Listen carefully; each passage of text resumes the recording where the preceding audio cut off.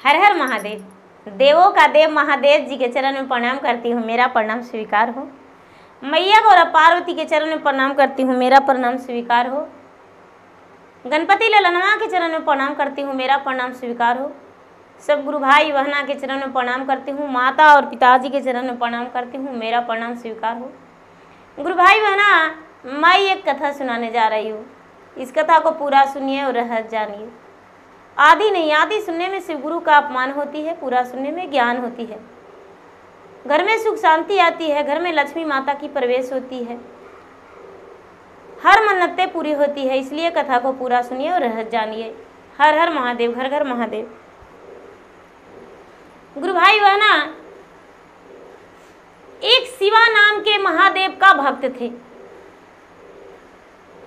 और शिवा नाम के जो भक्त थे वो प्रतिदिन भगवान से के पूजा करते थे, भगवान की आराधना किया करते थे। वो बिना पूजा पाठ किए हुए उन्हें चैन नहीं मिलता था। भगवान के भक्ति भावना उनका सबसे पहला काम था। भगवान के पूजा पाठ आराधना उनका सबसे पहला धर्म था। धीरे धीरे जब वो शिवा बड़ा हो गए तो उनका विवाह हो गया, और जो उनका पत्नी आई वो बड़ी मलिनता के साथ रहती थी। गुरु भाई बहना, शिवा की पत्नी राधा कोई पूजा पाठ नहीं करती थी, कोई देवा धर्म नहीं जानती थी। जहां तक के कि शिवा महादेव के सुबह स्नान करके और पूजा करने जाते थे तो राधा क्या करती थी कि उनका पूजा में भंग किया करती थी, चिल्लाने लगती थी, कोई चीज खोजने लगती थी कि ये कहाँ रखे वो कहाँ रखे। उनका ध्यान जो था भंग करती थी, लेकिन शिवा का ध्यान इतना भगवान से जुड़ा हुआ था मजबूती से कि उनका भंग होवे नहीं करता था। धीरे धीरे समय बीतता गया। उनकी पत्नी राधा को लगते रहता था कि कब मैं इनका पूजा से ध्यान भंग करूं और ये पूजा पाठ छोड़ दें। ये पत्थर के मूर्ति में क्या रखा है? सुबह उठ के कोई काम नहीं करते हैं, पहले फुलवारी में जाते हैं, बेलपत्र लाते हैं, कमल का फूल लाते हैं, कनैली का फूल लाते हैं, और स्नान करके और भगवान के पूजा पाठ में ही लग जाते हैं। 1.25 घंटा ये पूजा करते हैं, पता नहीं क्या जाप करते हैं। यदि हम कहते हैं कि हम चाट पकौड़ा खाएंगे तो कह देते हैं कि आज नहीं कल खाना, पैसा आज नहीं है। लेकिन ये पथरा के प्रसादी चढ़ाने के लिए इनका हो जाता है पैसा। हम कहते हैं ठेले वाला आ गया है, गुपचुप खाएंगे, तो पैसा ये नहीं देते हैं। लेकिन ये पत्थर के पूजा करने के लिए, धूप जलाने के लिए, अगरबत्ती जलाने के लिए, दीप जलाने के लिए, प्रसादी लाने के लिए इनके पैसा हो जाता है। हम कहते हैं कि चलिए शॉपिंग करने जाएंगे, तो ये मुझे शॉपिंग कराने के लिए नहीं ले जाते हैं, कहते हैं वक्त नहीं है, ड्यूटी जाना है। लेकिन 1.25 घंटा लगातार ये सुबह में ये पत्थर के लिए टाइम दे देते हैं। मन ही मन वो राधा कोसते रहती थी, और उनका लगता था कि मैं कब इनका पूजा पाठ छोड़ा दूं। जब भी रात में सोती थी राधा तो अपने पति से कहती थी कि ए जी, ये क्या ढोंग रचते हैं जी, क्या पूजा पाठ करते हैं, पत्थर के मूर्ति में क्या रखा है, आप पूजा पाठ छोड़ दीजिए। और जब सावन मास आता था तो शिवा को तो कहने ही नहीं रहता था। गणपति को भाई मानते थे, गणपति को भाई मानते थे, और भाई कह के और कहते थे कि चलो गणपति, हम बगीचे में जा रहे हैं, मेरे साथ घूमने चलो। तो गणपति तो खुद नहीं जाते थे, लेकिन उनके साथ वहां बगीचा में मूषक राज खेलते थे, और मूषक राज के साथ शिवा थोड़ा देरी मनोरंजन करते थे। इनका रहस्य कोई नहीं जानता था कि ये क्या करते हैं, इनके कैसे भगवान किस रूप में दर्शन देते हैं। गुरु भाई बहना, भर सावन वो प्रतिदिन भगवान को कहते थे कि महादेव हम बगीचे में जा रहे हैं, चलिए टहलने। जब वो देवघर जाते थे तो कहते थे कि देखिए हम देवघर जा रहे हैं आपको जल चढ़ाने, आप नाराज मत होइएगा, यहाँ 1 दिन 2 दिन 3 दिन 4 दिन 5 दिन जय दिन नहीं लौटेंगे, उतना दिन आपको अस्थायी यहाँ बैठना होगा, हम आप ही को पूजा में जा रहे हैं। जब केदारनाथ जाते थे तो भगवान के कह के जाते थे। गुरु भाई बहना धीरे धीरे कई वर्ष बीत गया उनके पत्नी के। उनके पत्नी एक दिन बोली सुबह सुबह कि ये जी आज हमें मैके से फोन आया है, मैके जाना जरूरी है, हम मैके जाएंगे, हमको मन नहीं लग रहा है, सावन मास आ गया है, 1 महीना हम अपना मैके में रहेंगे। शिवा बोले कि 1 महीना कहीं जाना नहीं है, रक्षाबंधन में अपना मैके चल जाना, अभी मैके नहीं जाना है। शिवा की पत्नी नाराज हो गई और बोली कि अच्छा कोई बात नहीं, ठीक है आपको हम सजा दे देंगे इसको। गुरु भाई बहना रात्रि में जब शिवा सोए तो महादेव जी से कहती है कि ये महादेव जी जल्दी से इस मंदिर से उठ जाइए, नहीं तो मार के हथौड़ा से कपार फाड़ देंगे। ए गणपति, ए मुसकराज, ए नंदी, जल्दी से हम हंसोते हैं झोला में रख रहे हैं, झोला में आप सहित आ जाइए, और नहीं तो सब के मार के हथौड़ा से कपार फाड़ देंगे, चूर चूर कर देंगे। महादेव जी डर गए, सोचते हैं कि ये पागल है, सचमुच में मुझे मार के और चूर चूर कर देगी तो मेरा शिवा भक्त तो हैरान हो जाएगा, परेशान हो जाएगा और पागल हो जाएगा, इसलिए इसका झोला में यदि हम सहिता जाते हैं तो अच्छा। गुरु भाई बहना राधा क्या की कि एक झोला में सब मूर्ति का इकट्ठा कर ली और बगीचे में ले जाकर मिट्टी खोद के और जमीन में परवा कर दी और ऊपर से गोबर से लिप दी और घास पतई वहां पे रख दी और चल आई। सवेरा हुआ तो प्रेम से शिवा अपने आप को स्वच्छ होकर और स्नान करके बेलपतई और फूल लाकर भगवान को स्नान कराने गए, पूजा पाठ करने गए तो देखते हैं कि मंदिर से भगवाने नहीं हैं, मंदिर का द्वार बंद है और मंदिर में भगवान नहीं है। वो जो बेचारा शिवा था बड़े परेशान हो गए, बड़े बेचैन हो गए, कहते हैं कि महादेव जी ये क्या अनहोनी हुआ, आप तो मंदिर में है ही नहीं है, हम पूजा पाठ कैसे करेंगे, कहाँ चले गए, आप देवघर में तो नहीं न जाके बैठ गए, जरूर आप देवघर चल गए होंगे। देखिए महादेव जी वहां तो लोग बड़ी मनी जल चढ़ाता है, लेकिन हम अकेले जल चढ़ाते हैं, कम नहीं चढ़ाते हैं, हम आपको 1.25 घंटा लगातार पूजा करते हैं, वहां तो लोग जाता है ऐसे करके फेंक देता है जल, और यहाँ जो है हम प्रेम से बैठ के आपको आसन लगा के पूजा करते हैं, फिर भी आप देवघर चल गए। गणपति के कहते हैं कि ये गणपति जी आप कहाँ चल गए।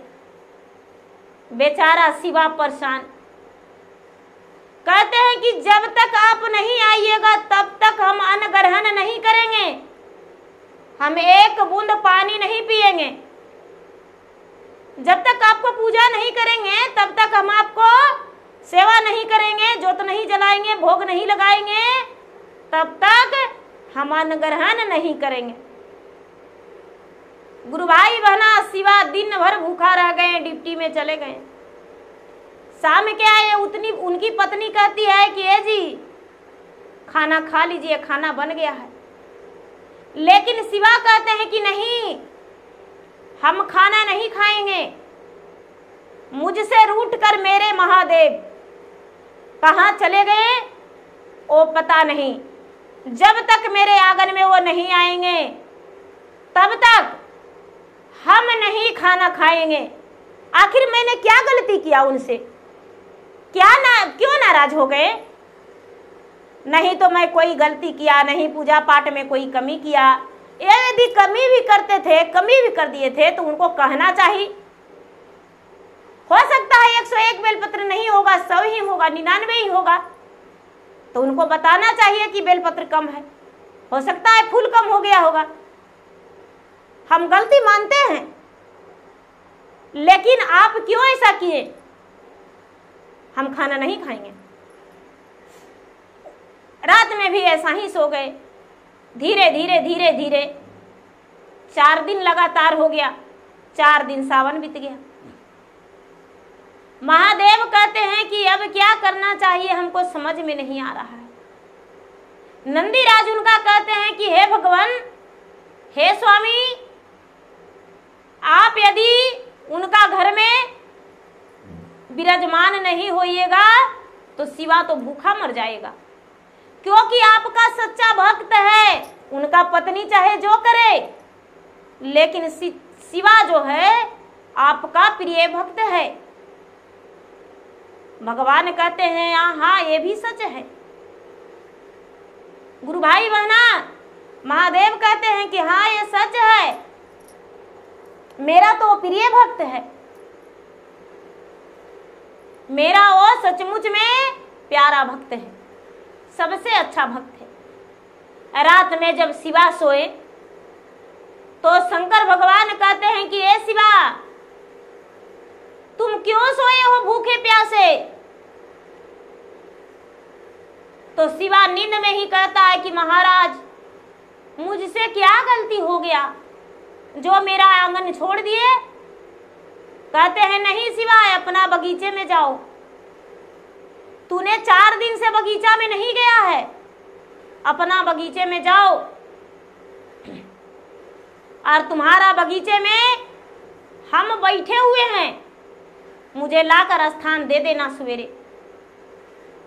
गुरु भाई बहना, जब सवेरा हुआ, सूर्य उगने से पहले शिवा जागे आंखें खुला तो झटपट ये जाते हैं बगीचे में, और बगीचे में जब गए तो धरती फट गया। जिस जगह पे गड़ा हुआ था भगवान का मूर्तिया परवा किया हुआ था, उस जगह पे धरती फट गया और भगवान निकल गए। शिव जी निकल गए, गणपति निकल गए, नंदी निकल गए, पार्वती निकल गए, मूषकराज निकल गए, उनका गले का नागराज भी निकल गए, सब वहां पर विराजमान हो गए।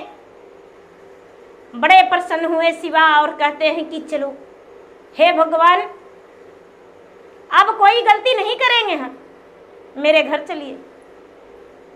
भगवान चले आए, शिवा लेकर आ गए और सबको स्थापना किए, और स्थापना करके भगवान के बड़े प्रेम से पूजा पाठ किए, स्नान करवाए, भोग लगाए, दीप जलाए, जोत जलाए, आरती किए, बेलपत्र फूल सब चढ़ाए। राधा जो थी, राधा तो दंग रह गई, चकित रह गई, कहती अरे सबको हम बिगलाए थे, उसके बाद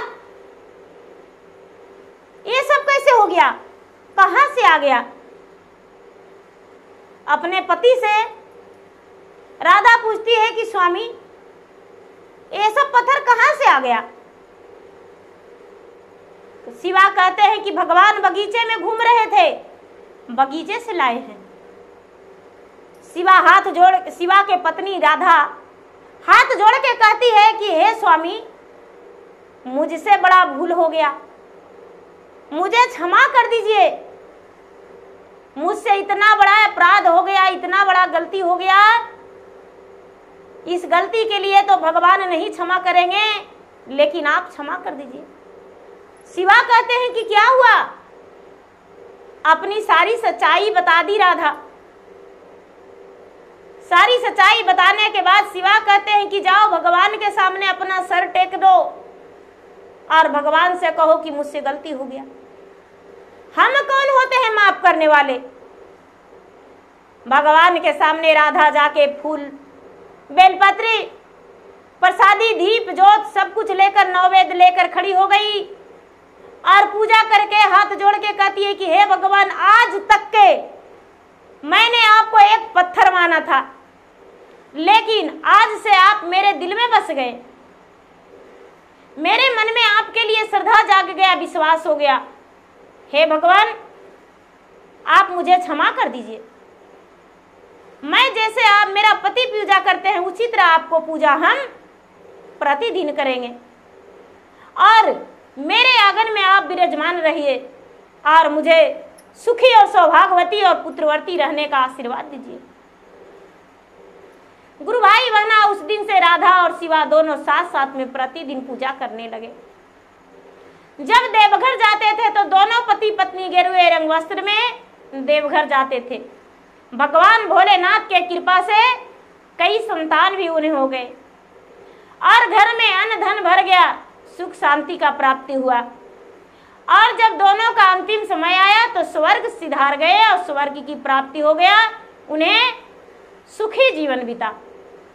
उनका जिंदगी में कोई प्रकार का कोई दुख नहीं आया। तो गुरु भाई बहना, ये सावन मास की कथा। तो गुरु भाई बहना, मेरा वीडियो अच्छा लगे तो मेरा वीडियो का लाइक करें, शेयर करें।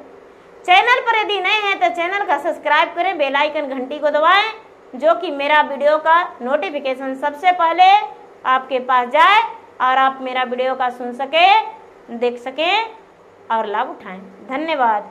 हर हर महादेव, घर घर महादेव। प्रेम से बोले शंकर भगवान की जय।